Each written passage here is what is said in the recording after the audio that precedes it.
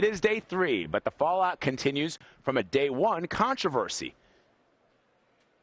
Yeah, there's Melania Trump. Donald Trump's wife, Melania, in her first major speech, was accused of plagiarizing from Michelle Obama, a charge the Trump campaign repeatedly denied, calling the whole thing a coincidence. But today, a change of course. Meredith McIver, she is a Trump writer, took responsibility, and in a statement, she writes, quote, "My name is Meredith McIver, and I am an in-house staff writer at the Trump Organization. In working with Melania Trump on her recent First Lady speech, we discussed many people who inspired her and messages she wanted to share with the American people. A person she has always liked is Michelle Obama. Over the phone, she read me some passages from Mrs. Obama's speech as examples. I wrote them down and later included some of the phrasing in the draft that ultimately became the final speech. I did not check with Mrs. Obama's speeches. This was my mistake. And I feel terrible for the chaos I have caused Melania and the Trumps, as well as to Mrs. Obama. No harm was meant." She goes on to say, "Yesterday, I offered my resignation to Mr. Trump and the Trump family, but they rejected it. I apologize for the confusion and hysteria my mistake has caused." All right, let's break it down with CBS News senior political editor Steve Chaggaris and Molly Ball. She's politics writer for The Atlantic. They are both here with me. Good to see you, Molly. Good to be here, Vlad. Thank you. All right, let's jump right into this. We've been talking about it all morning long because that is what people are talking about right now, even though we understand that it's probably just going to be a blip on the radar in the long run. But because the Trump Organization does not seem to be able to get a handle on it. What is your take? Well, that statement that you just read would have been an excellent statement for them to put out 36 hours ago. They could have avoided 36 hours of this kind of thing, panels of political experts talking about what this does and doesn't say about Trump and his campaign. We learned a lot about his campaign from this episode. We learned how difficult it is for them to get their story straight. We learned how sort of shallow the organization is in terms of the layers of command. There do not seem to be a lot of safeguards. There are not, Mitt Romney famously had like 100 people vetting his every tweet. That is the opposite of the way the Trump campaign is run. It's really a wing and a prayer. And for people who might have suspected that there was a much more organized effort that we just weren't seeing, we now know that is not the case. So I think those types of revelations are what last out of this, not the memory of the speech itself, not some hypothetical insane swing voter who would actually decide who to vote for or against based on the First Lady's supposed plagiarism. Right. This isn't about the voters in this case. This is about Trump, who's had trouble communicating with Republicans, unifying Republicans since he became the presumptive nominee in May, and really getting donors to rally around him as well. And so, the effort over the last few weeks, at least since Paul Manafort took over the campaign, was to show these folks that they are organized. They're building an organization. They're going to be out there raising money. They are running a professional campaign now. Well, this episode shows that whatever professional campaign they're running still has a lot of glitches at the very best, or is completely in chaos at the worst, right? So you've got these people that you're trying to bring on board and convince that you are ready for a general election campaign they're going to lose confidence a bit in what they just witnessed over the last couple of days. And it seems striking to me that Paul Manafort would go on some of the early talk shows or early news programs this morning and say that this is not a big deal. This is all blown over. It's only in the ether because we, the media, are focusing so much on it. Let's move on. And then an hour later, Donald Trump tweets.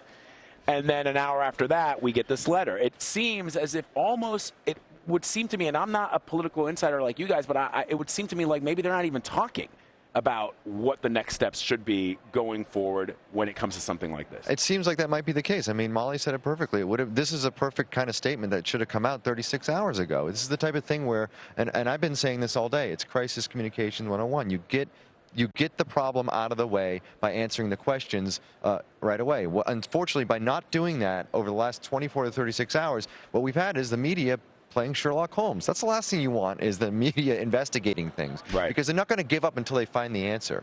Okay, so give them the answer. And this apparently is the answer, we could have moved on from this. Yes, there would have been theories and a little bit more of chit-chat on that, but there's an opportunity to turn the page at that point. They didn't. They just sort of didn't really answer the question, denied that it was plagiarism, had conflicting responses, and next thing you know, we're still talking about it. And Molly, the question I think a lot of people are also having right now is, look, they yesterday spent most of the convention going after Hillary Clinton, saying that she lied, and people understand that that she lied about her server. But to my knowledge, she hasn't been convicted of anything. She's not been indicted for anything. A lot of people are saying, look, this is a tiny little thing. Just fess up, move on. If you're not willing to fess up about this, if you're not willing to point out the fact that, you know, you actually did use a Star of David in a tweet, and then you went and said, no, it's a sheriff's star. If, you know, the press and the media found out that, you know, Donald Trump was actually John Barron, no, you said that that was somebody completely different. These little things, what does that speak to the larger issue of people who want to come behind Donald Trump, Republicans who want to come behind Donald Trump, but find these little I don't know, gnats, as Hogan Gidley called them, that still seem to be sort of flocking around the campaign. Well, it is. The cumulative effect is a gradual erosion of credibility. But I think it's also interesting to point out that in all those controversies you mentioned, they never did answer the question. Right. They just said it wasn't. They said it wasn't what it. The difference is, in a general election, you can't control the story the way he's accustomed to doing. In the primary, he could always control the story, or at least he could throw out some new sort of veil of smoke and move on to the next crazy controversy and get us all talking about something else. But in a general election, you lose control of that storyline, and you do have to talk about what the media or the voters or the electorate or even the other candidate wants you to talk about, because that's how the scrutiny of a general election works. All right, let's move on. We're not going to spend hours and hours talking about this. Let's look ahead now. So several of Donald Trump's former Republican rivals are going to be addressing the convention today. Let's start with Senator Ted Cruz. Bitter rivals, especially at the end. The rivalry between these two got very toxic. We also know that Governor Scott Walker is going to be speaking, Eric Trump, Governor Rick Scott, and finally, the big marquee event is Governor Mike Pence. But let's just break it down one by one. Molly, what are you hearing, if anything, about what Ted Cruz might say? Well, he gave a rally today for his supporters, his delegates here in Cleveland. And when he said, we have a nominee, they all booed. So I think that is evidence that Ted Cruz himself has not endorsed. This is a strange technicality, right, where he's speaking at the convention and advocating for the ticket. But I think we know what that means. I think it sends a very loud and clear signal of where Ted Cruz is. He's a team player for his party, but he is not sold on Trump, and he may never get there. And I think we've seen a lot of Republicans in that position, whether or not they call it an endorsement technically.